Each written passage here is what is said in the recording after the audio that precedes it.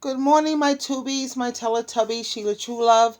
And what we are going to discuss today and uh, be aware of is how these narcissists behave.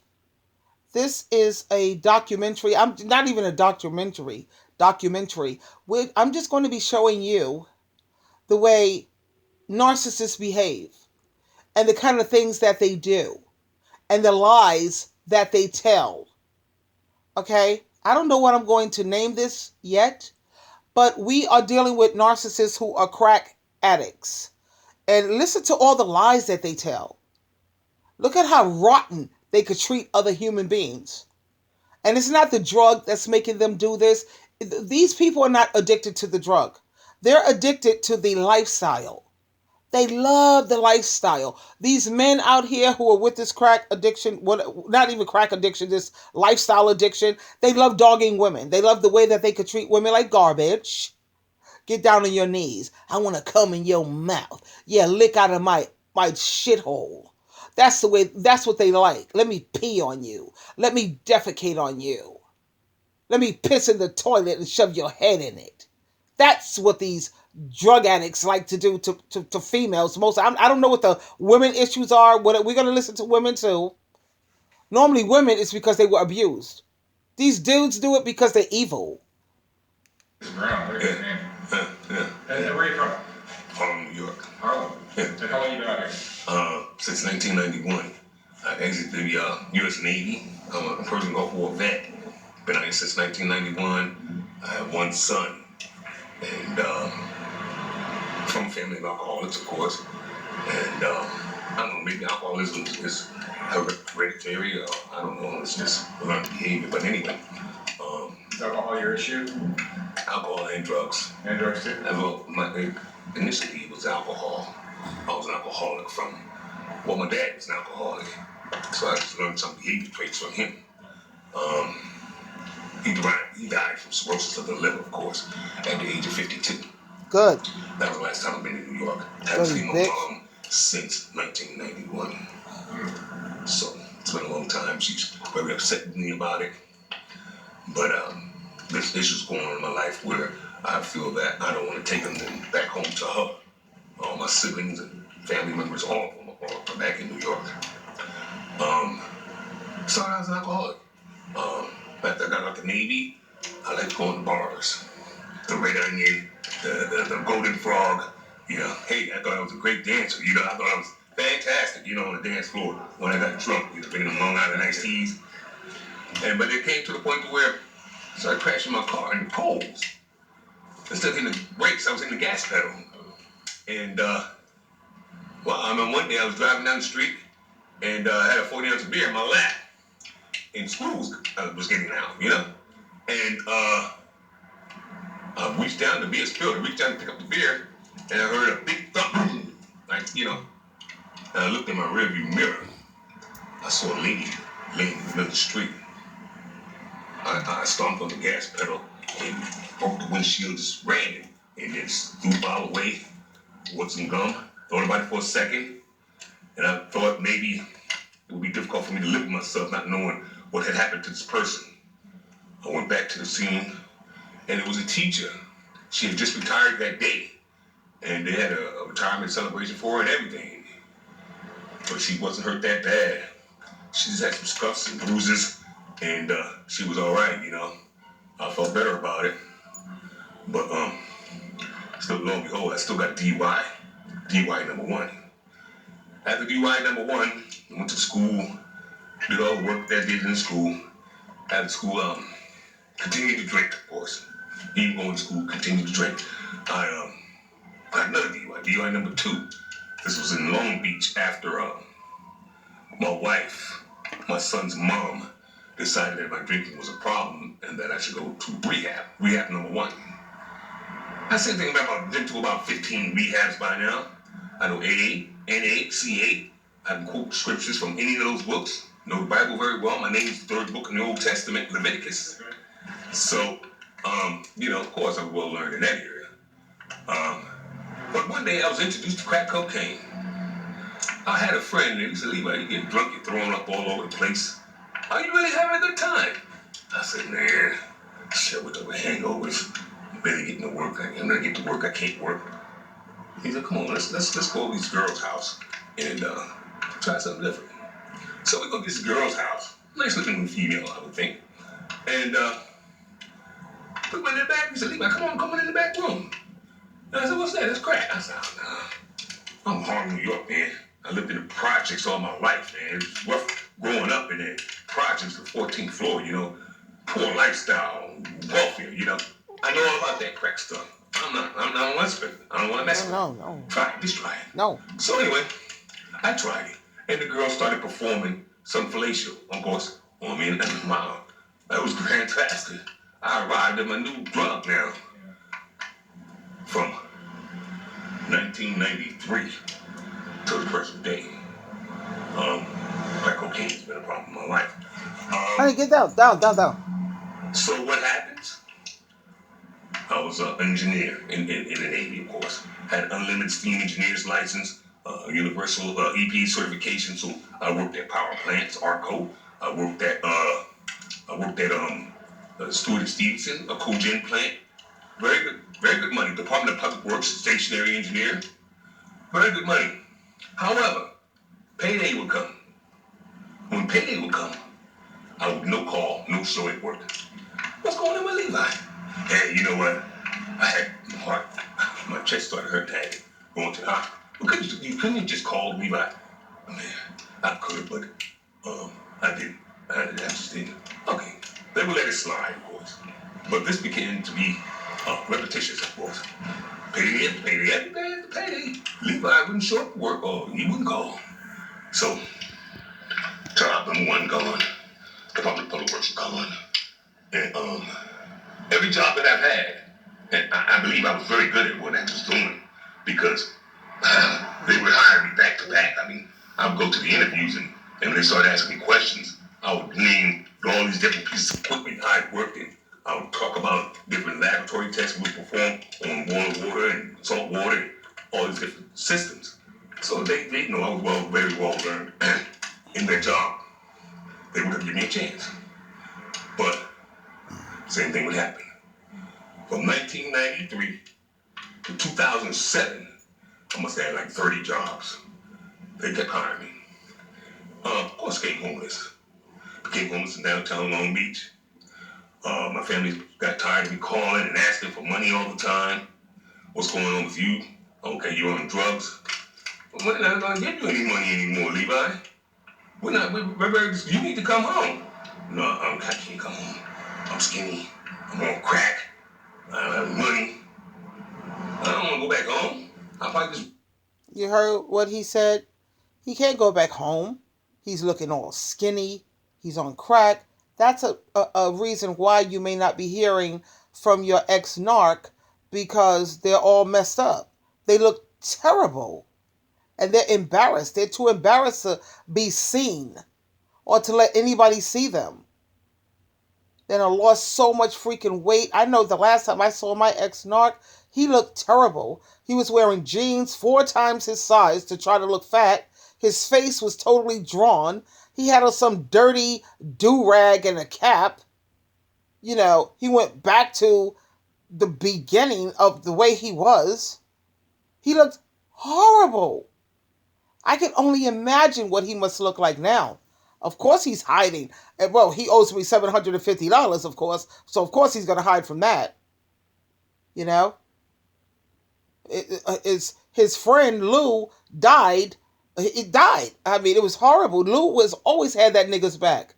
This is how they treat their family, their friends, people who's trying to help them. They treat them like, oh man, it's hard. Like we garbage. They don't give a damn about nothing and nobody. Lou helped that kid when nobody else would help him. And Lou died with him owing Lou $138. I'll never forget that. I'll never forget it as long as I live. That man died with my ex-narc still owing him money. My ex-narc had the money. He had $5,000 when he got in a car accident. He had enough money to pay me my $750. He had enough money to pay off Lou. What did he do? He spent every dollar he ever got on these freaking prostitutes, dirty, nasty whores, STDs. Okay? He sat up here, had to have his SSI garnished because he made well over $25,000 too much when it came to his disability check. Now they have to garnish his check, his SSI check. Where did that $25,000 or $30,000 go? Where did it go? He spent it all up on prostitutes and street whores. He ain't never spent no $25,000 on me. Never, never, ever. He spent it all on Caucasian women. Caucasian women, after they smoked up all his money, they would call him, you ain't nothing but a crackhead nigger.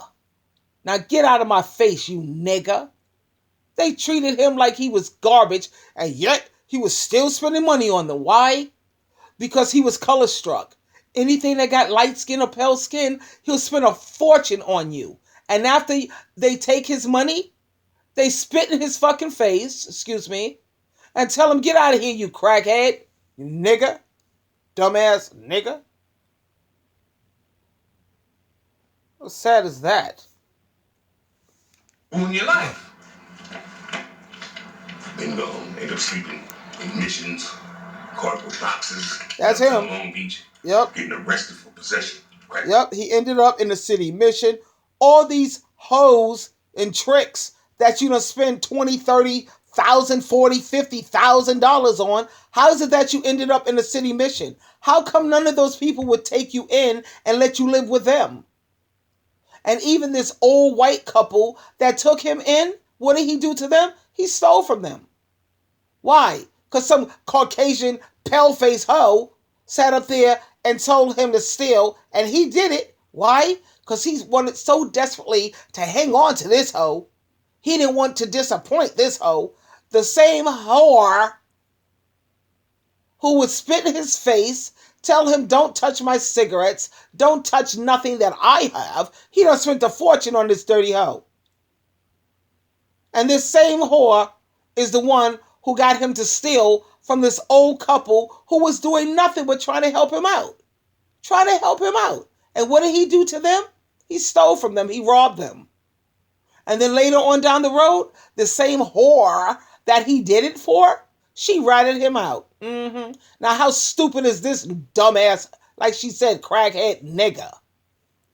And then he wonders why he says people treat me like I'm retarded. They see my arm and they think that I'm retarded. No, they don't think you're retarded. It is that he is retarded. He is retarded. You had a good wife, a good home. You had everything going for you. And you threw all of that away for what? The street life. The freaking lifestyle. Some dumbass nonsense. He is retarded. Cocaine. In and out of jail for crack cocaine. One day, my wife, before she actually left, she said that I can't deal with it anymore, Levi. I just can't.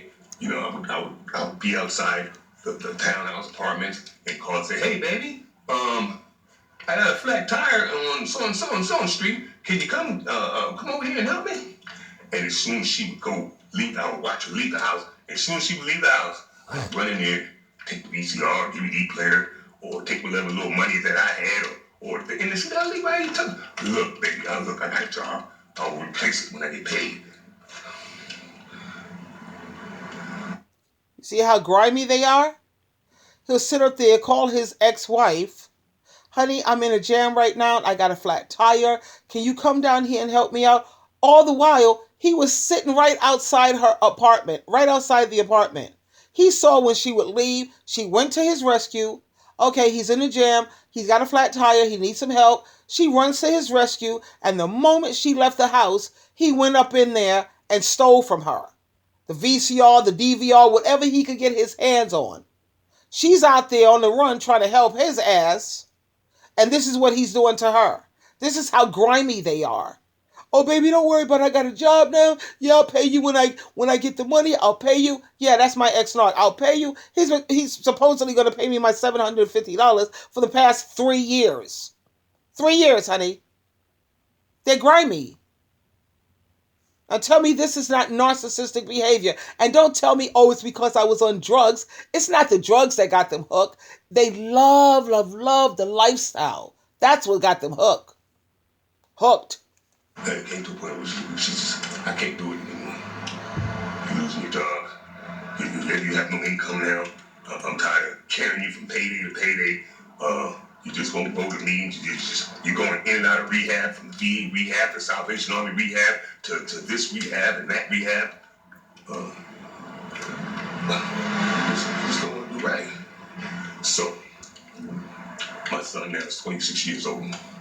I still pay child support because what happened was she took the income that I was getting during the time that I was working and took it to court. And of course, I was somewhere smoking crack, so I didn't report to court. So they gave her whatever money that they felt was necessary for her to, take care of the child. By the time I found out about it, I was $60,000 in the hole in child care services. So I owed it to her, not to the county, because she worked. She had a very good job. She's a social worker, by the way, for the Department of Social Services. So she's a good woman. She was a social worker. She had a career. Not a job, but a career. Like me. I'm a paralegal. I work as a paralegal. I've been working in the legal field for the past 30 years, 35 years, 30 something years. I've been in the legal profession. Right now, I work as a bill drafter for the legislature. So I'm no dummy. So this no good bastard, he land a good woman. Just like this crackhead. He had a good woman. She was a social worker, for God's sake. You know? Like I said, the only reason why I was with that my ex narcissist is because he said he was a Taurus and his mother was a Capricorn. I had gotten hurt by a Taurus, so I figured a Taurus is what I need to heal me. I was following horoscopes, and I didn't know how to do it. Forget about what their sun sign is. You need to look at their moon and their Mercury, but I didn't know that at the time. His mom is a Capricorn, so I figured, oh my God, if anybody's going to understand me, it's going to be him. Because he was raised by a Capricorn, so he knows how we get down. He understands how protective we are, how hardworking we are, how diligent we are. You know, we're organizers. We know how to direct things. This is a man who's going to definitely be great for me. Honey, his moon, his Mercury, Aries, all Aries. If his moon and Mercury was in Taurus, we would have still been married. But this nigga wasn't no Taurus. No, he was an Aries. I'm a Capricorn. Even my Mercury is in Capricorn. My moon is in Leo. So emotionally, him and I, we got it along emotionally. But when it came to communicating, he had the mind of a child, a 6-year-old. I'm serious. He had the mind of a 6-year-old. I'm a full-blown adult mentally dealing with a 6-year-old. It was more like I was his mom, his parent. Our sex, that was trash.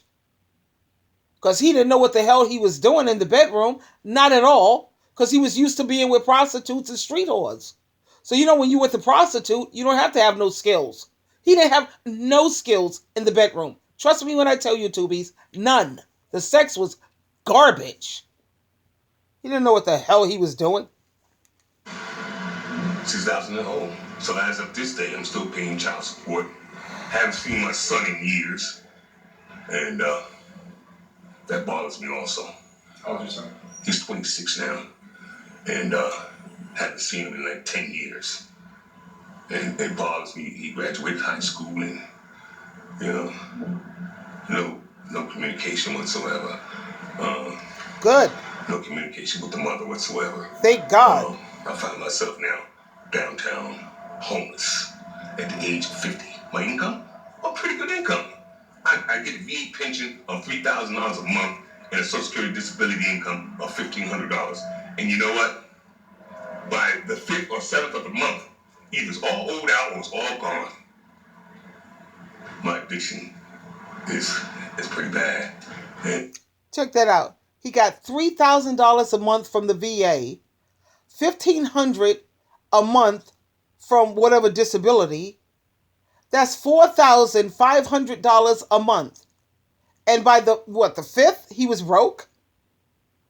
So he must have got his money on the 1st or the 3rd of the month. My ex-narc, he used to get for disability $1,200 a month. $1,200. Okay?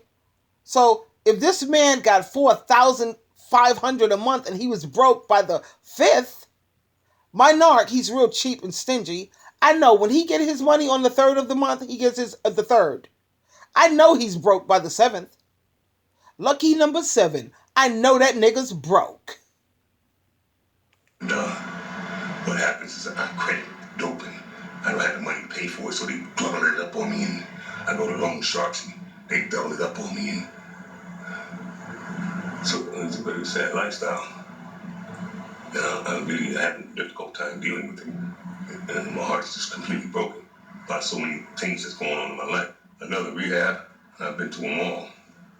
I mean, I don't feel there's nothing else left for me to learn when it comes to Narcotics Anonymous or recovery, period. You've been through that.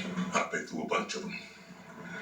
But for some odd reason or another, I go back to the substance that devours my lifestyle, that takes everything away from me, and I find myself back downtown, craving the lifestyle. See, addiction to me. See what I told you? He admitted it's the lifestyle. That craving. He's craving that lifestyle. And what is a part of that lifestyle? Dogging and treating women badly. That's what they can't stop. That's what they can't quit. That's what they're addicted to. These are called misogynists. A misogynist is someone who hates women. He loves that lifestyle. You hear it right here. A full-blown crackhead. You're a crackhead anytime you start selling your stuff. Like my ex-narc, he sold his wedding ring. He sold his gold chains. He sold things that he owned. Anytime you start selling things, you're a crackhead, baby. Don't tell me I'm not a crackhead. I'm just a crack user. No, baby, you're a crackhead. You're selling this ring, some dumb hoe's ring. You're sitting up there pawning stuff and you're selling stuff. Yeah, you're out of control, baby. You are what is known as a crackhead. A piece of garbage, a piece of manure. Crackhead. It's more than just smoking crack. It's the lifestyle. I get adrenaline rush from running down the street or somebody doing something that, it's a weird sense of enjoyment. But all I can remember is that one good time, that one good hit I had. That's all I remember. All the other time, but usually every time I get it and I do it, I find myself not having a good time anymore. Just doing it because I'm addicted to it. And You're a big thing? for 2 years at one time. What was that big thing? I went to a recovery center and stayed there for a year and a half. After that year and a half in the recovery house, I stayed clean for a year after that, so about 2.5 years. But what? My ex-narc stayed clean for 8 years. What was the secret to helping him stay clean 8 years? He was going to Christian meetings. He was having Bible studies. We was having home Bible studies. We was having our family meetings. He had support. He had Christian support. That's the secret, again, to getting his ass clean. He has to turn his life over to God and Jesus Christ. That's the secret for him. And he had a good-ass woman. He had a bad-ass woman that loved him. He had love. That's what helped him. Someone who honestly, genuinely loved him. Not what he had to offer. Because when I met him, he didn't have nothing to offer. He didn't have no money. He had $50 a month and not a crack habit. $50 a month and a cigarette habit. Now, he can't go around none of these hoes that he's dealing with. He can't be around none of these females unless he has money. He didn't have no money when he met me. But I stayed with him. Like I said, he was a Taurus. Taurus ain't going to stay broke. Believe that. And because his mom is a Capricorn. I know. Capricorns, we are women who push you. We drive you to success. Not in a bad way, but we are motivators. Capricorn women are motivators. You're not going to stay poor if you're with a Capricorn. That ain't happening. And he also had love. I loved my husband. I admired the way he may have had some disabilities, but I loved the way he wanted to do things on his own. He didn't like people helping him too much. I loved he was very like a warrior. He was like this guy who was so determined. I love that about him.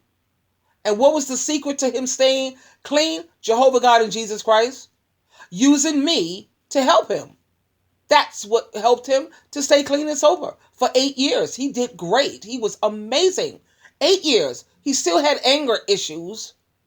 That's why I had to keep doing timeouts with him. I had to do timeouts because he needed time out to get his you calm down, dude. What's up? You need a timeout again. So I kick his ass out. And remember, he had disabilities. That's why I kept bringing him back. Because I felt he needed somebody, He needed someone. And at the time, he needed me. He really did. What has to happen, I believe, is I have to stay in a recovery house for at least 2 years in a facility. These 6-month programs, these 90-day programs, they won't work for me. I need time to really see what's going on inside me. And when I You see what this guy is saying? He needs to be in a program for at least 2 years. Because it's 30 days, 90 days. Oh, come on now. That's a joke. Six months? No. He needs 2 years. Because whether people like to believe it or not, there are some people in this world, they need to be controlled. You got to control them. You got to control them. That's why when you look at the prisons, the jails, clowns who are in and out of jail, they need to be controlled. Because leave it up to them, they can't live right. They can't do right on their own. So when someone can't live right or do right on their own, what does that tell you? They have to be controlled. And this is a clown that needs to be controlled. My husband, he needs to be controlled. Controlled. Because when he doesn't have somebody sitting, and I don't want no man I have to control. I got to sit up here and be a babysitter. That means I won't have a life for myself. I got to follow you wherever you are. I got to constantly call you and see what you're doing. I got to hire investigators to follow you around. I have goals. I have dreams. I have things that I want to achieve. So I'm not the girl. I wasn't the wife for him. I wasn't the woman for my husband. He was not the man for me because he needs a babysitter. 24/7. No, he can do it good on a couple of hours on his own. He can. And God knows he can. But he needs somebody that he has to report to. Somebody that he has to have accountability to. I can't do that because that means I would never be I'm a writer. I write. I also work with the legislature. Sometimes I work overtime. I can't be home all day long wondering where you at? What you doing? What's going on? What? No, I can't do it, baby. That's your mother. I know. I need a man. A man. I don't want a child. I have 2 children. I have 2 grandchildren. I don't need another child. I need a partner in life. A partner. And with these clowns, you can't have a partner. You'll never have a partner. You're always going to have to be their babysitter. Bye. I'm ready to call. Bye, bitch. I can't do you. Bye. I was in the recovery program. A lot of things on the surface, that I just don't see. It comes out when I write, when I journal, and get deep within myself to find out what's really going on with me. I was raised in a household where we don't tell what's going on. Dad beat mom up. No, we don't talk about that outside the house. Dad's not hard, and he does all the stuff in the house. And we don't. I've learned to stuff my feelings and my emotions and walk around like everything's okay. When inside I'm just ready to burst. And so alcohol and drugs is a sedative. Control. Right. Exactly. Right. But tell me about your childhood. Child, poor, introvert, embarrassed, ashamed, poor. We're on welfare. My brother's clothes on. Hey, you clean your brother's pants. Didn't you have those on yesterday? What about shoes you got? That kind of childhood. Thought it was ugly, big ears. Didn't talk to anybody. Didn't finish high school a year late. But I did graduate high school. But I was very embarrassed or very hard on myself, man, because how many of us came from a rough childhood? I was raised in Harlem way back when there was nothing but drug needles all on the streets. I go inside the building that I used to live in, and you have people sitting up there smoking dope. I have to jump over drug addicts going inside my building, going up the stairs. I saw women performing sucking men off in the hallway. That's the kind of upbringing that I had, you know? And the only thing that did to me is it made me more determined that I got to get myself out of this crap. And I used to see people, let me tell you what else was a motivator for me to work like a dog, to never, first of all, raise children, my children, to be losers. I was never going to do that because what I lived through and what I saw. But what really motivated me is I used to walk through my neighborhood, going to school and back and forth in Harlem, and I used to see people looking out the window. And they was talking to each other and they had smiles on their faces. They would be laughing, ha ha, he, talking. And in my mind, I was thinking, what the hell does these people have to laugh about? Look at where you live. Look at how we're living. What do you have to laugh and joke about? This is disgusting. And that was my motivation. So he's talking about, I was with this, I had hardship. And that should have been your motivation to get the F up out of there. And trust me when I tell you, I always wanted a good neighborhood to live in. And thanks to Jehovah God, Jesus Christ, and my mom was a hard worker. She lived in those conditions, but she kept working and working, and she finally got us into a halfway decent neighborhood. It wasn't the best, still junkies all around the place.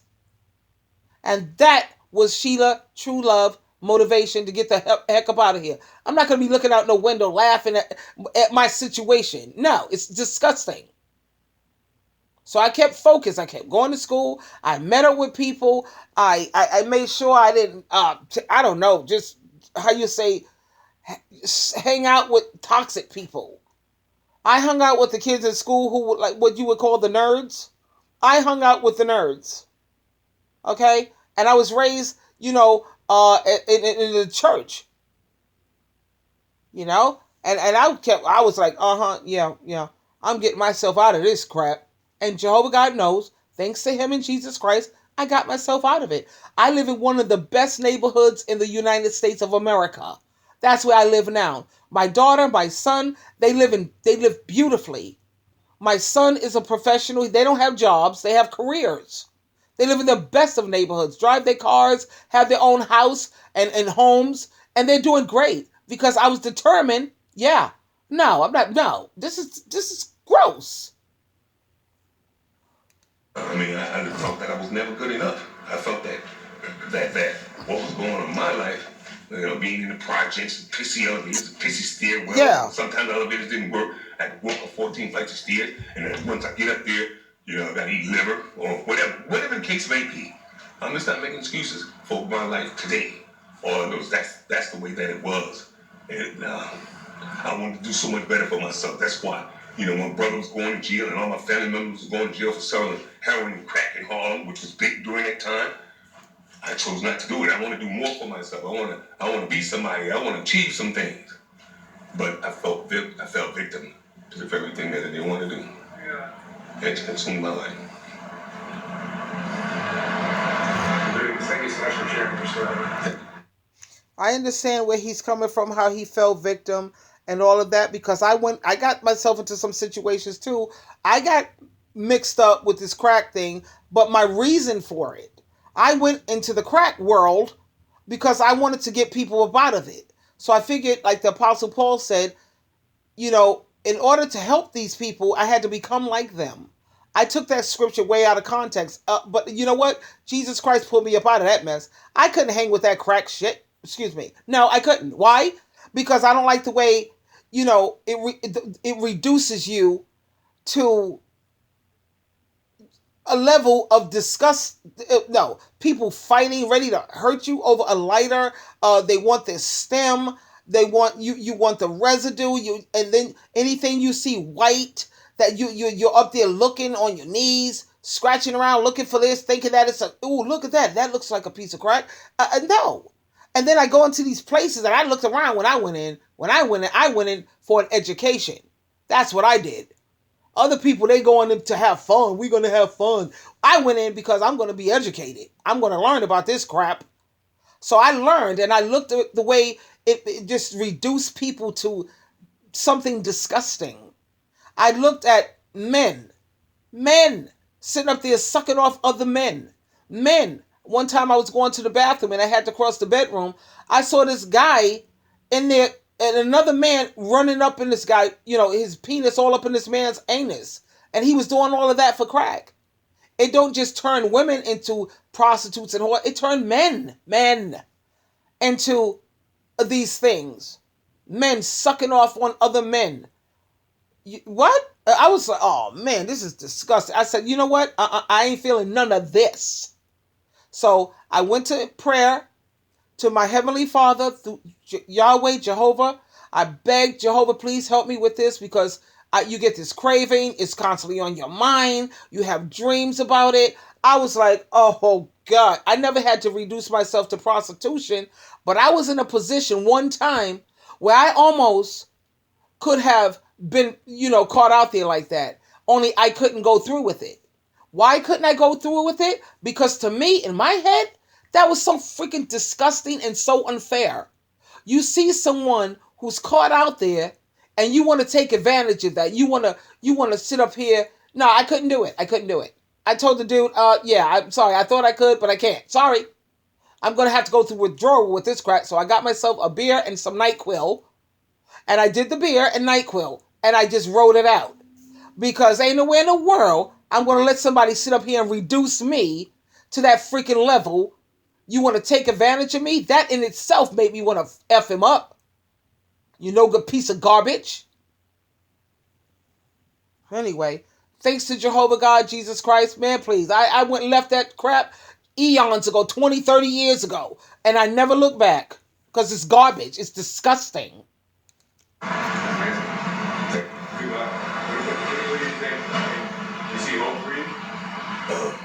Do they hope to get clean and get their life together? I do. Because I'm trying to do it less frequent now. I'm trying to, I'm going to go back to another program. I have no choice. Because, I can't figure it out on my own. And I'm trying to go into my own head and figure out what's going on with me. I can't do it. I need help. And without help, I do not stand a chance. I need somebody to help me. So I'm going to have to go back to the VA. And just try to do it again. But this time, don't leave in 90 days. Don't leave in 6 months. Stay the whole year. And get a foundation to where I can build on. Build a life. That's right. And then open the door the rest of my life. Everything will be much better. I wouldn't be homeless on the streets and, smoking crack and running around with these whores like getting HIV and AIDS, you know what I mean? Yeah, you have your son back in your life. And I have my son back in my life. And I can go see my mom, which cried, it broke my heart.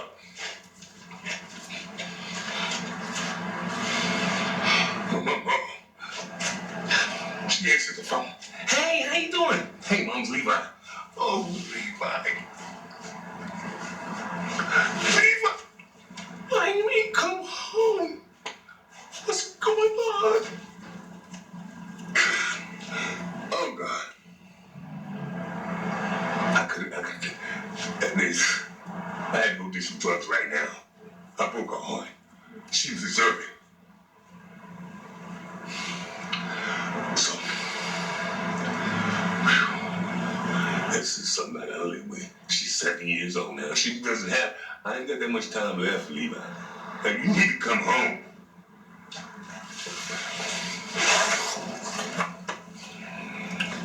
I just pray, and damn pray, that things get better. But the only way things are gonna get better is I have to try to do better. I have to do something proactive to make it better. I just can't wish to get better. I have to do something about it.